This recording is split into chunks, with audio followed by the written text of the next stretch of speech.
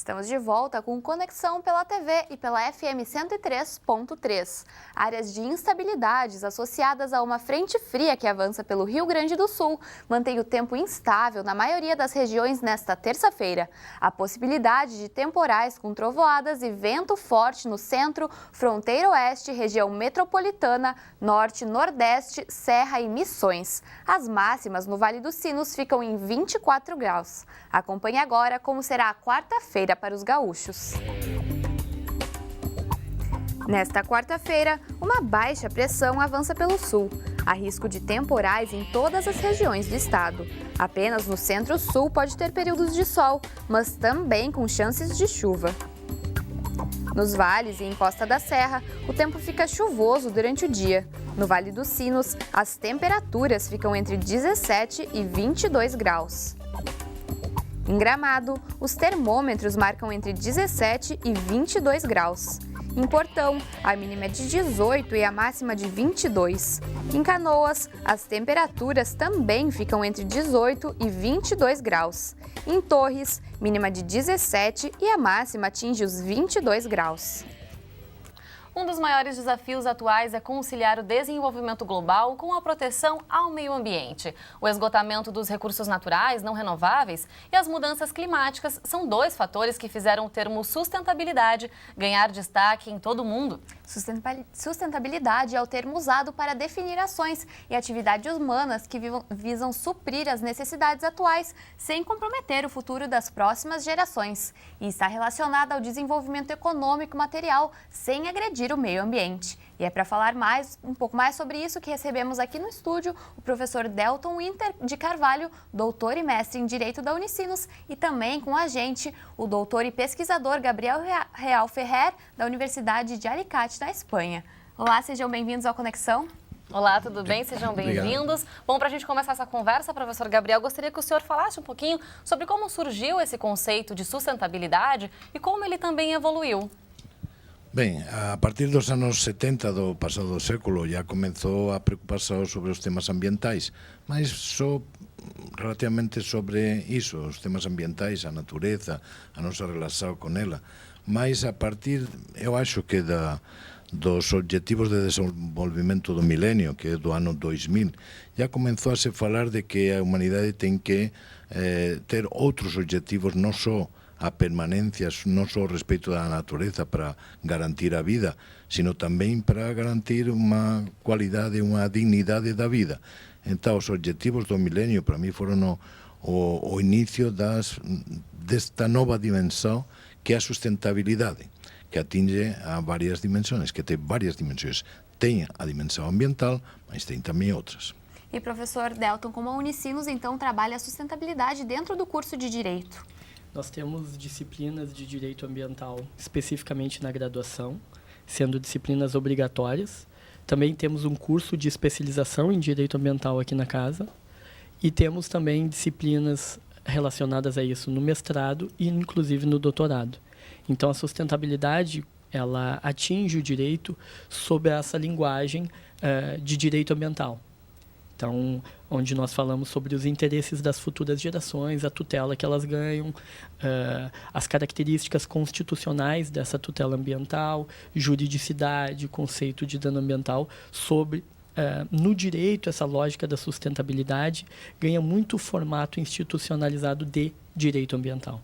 Certo. Bom, a gente sabe também que muitos movimentos, como o professor comentou, vêm sendo feitos principalmente quando foram estipuladas aí as metas do milênio, em que isso está incluído, né, professor? Gostaria que o senhor comentasse sobre a relação também das conferências climáticas que diversos países estão realizando. Eu gostaria de saber do senhor se isso está surgindo efeito, se tem surgido efeito ou não.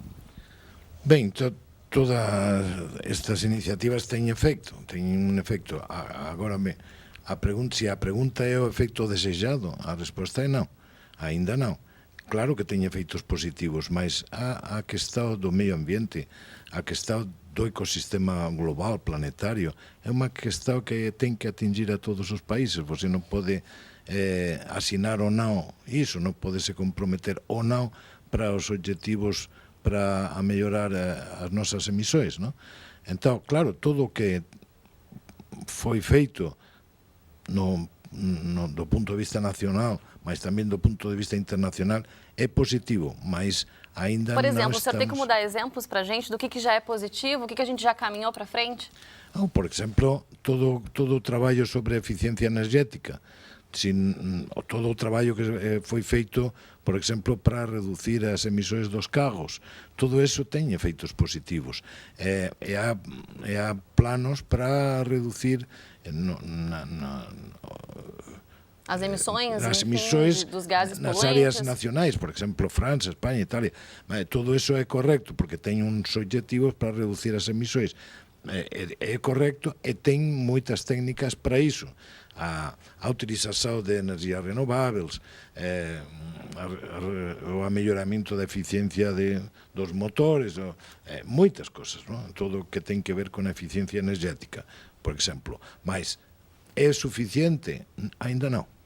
Essa é a resposta. Certo, professor. Ontem, inclusive, aqui no programa, né, Isadora, nós comentamos também sobre essa responsabilidade cada vez maior que as empresas estão tendo com esse tema sustentabilidade, projeto 100% verde, né? Então, essa preocupação ela realmente existe cada vez mais na nossa sociedade, mas a gente sabe que também eles estão aí para cumprir leis.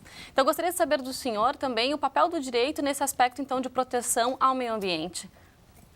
Bueno, claro, o papel do dereito é definitivo, porque son as regras de funcionamento da sociedade, mas o dereito ten que ser eficaz, e é un dos problemas do dereito ambiental é que aínda a súa eficacia non é absoluta. Eso por unha parte. E por outra, que o dereito pode garantir o mínimo indispensable de respeito ao medio ambiente, mas nós temos que ir para unha revolución cultural na cual as empresas, mas sobre todo porque os cidadáns así quer, e os políticos porque os cidadáns así quer, lleguemos a patamares de protección moito máis elevados daqueles que o dereito está neste momento. Certo, e professor Delton, assim, é uma área que tem ganhado cada vez mais destaque, que as pessoas também têm tido mais interesse na sua formação, por exemplo, em se dedicar ao direito ambiental? Sim, sem dúvida alguma. Por esse desenvolvimento, na verdade, o que gera isso em grande medida é o aumento das escassezes, né? O aumento da escassez de determinados produtos e recursos naturais, ele gera maior conflito, ele gera maior necessidade de prevenção. Automaticamente, o profissional do direito começa a ser demandado de forma mais intensa para isso. E, como decorrência lógica disso, também nós começamos a ter um despertar maior pelos profissionais que começam a estudar direito ou que já estão formados no direito, que querem se especializar e estudar de forma mais profunda.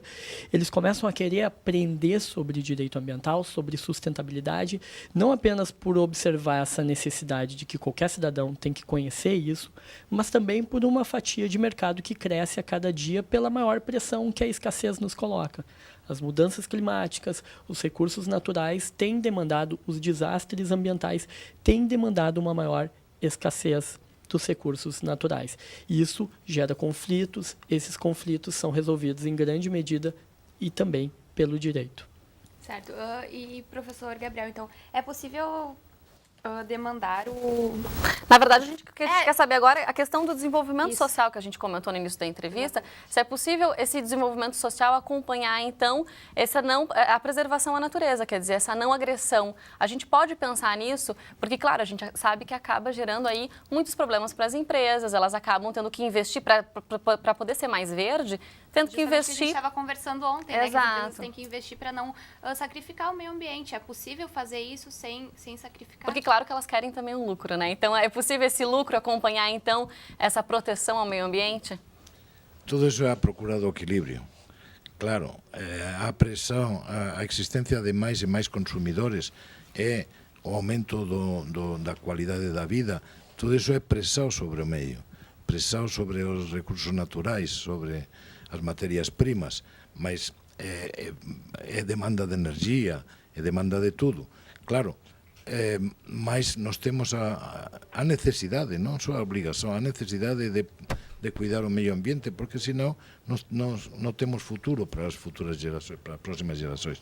Então, como é que nós procuramos o equilibrio? Non é fácil, mas a verdade é que o progreso científico e tecnológico está permitendo reducir o impacto dos produtos, mas ainda nós temos moito máis demanda de produtos. Un exemplo, um carro feito há 20 anos poluía mais na sua produção que 20 carros agora.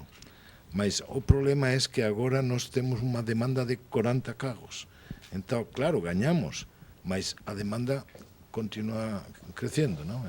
É difícil, é a procura do equilíbrio isso. É o consumo também desenfreado, né? A gente vive numa fase muito assim. Professor, gostaria também de complementar? Eu acho que, na verdade, esse novo cenário que o Gabriel coloca muito bem, de sustentabilidade, de necessidade, ele também gera, no que diz respeito à lucratividade, a desenvolvimento econômico, um novo perfil, uma nova possibilidade de novas economias surgirem, economias mais voltadas a desenvolvimento tecnológico para usar cada vez menos recursos naturais e estimular financiamentos em projetos para que, por exemplo, captem os gases que ocasionem o efeito estufa. Então, ao mesmo tempo que é uma pressão sobre a economia, é uma pressão só se nós tivermos ideia de mantermos esse sistema que já se mostrou, em grande medida, insustentável.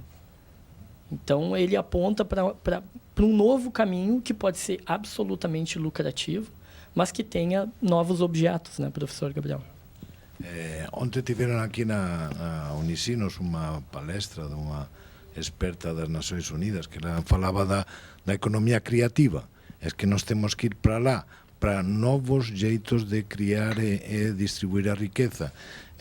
Não é só a economia produtiva, nós estamos numa cultura das coisas e temos que ir a uma cultura dos serviços, uma cultura da qualidade, uma nova cultura. Por isso é uma revolução cultural.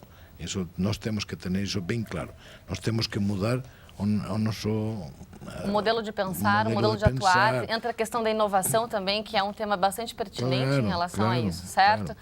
Bom, o Conexão faz agora um rápido intervalo e na volta a gente segue com essa entrevista aqui no estúdio. Nós já voltamos.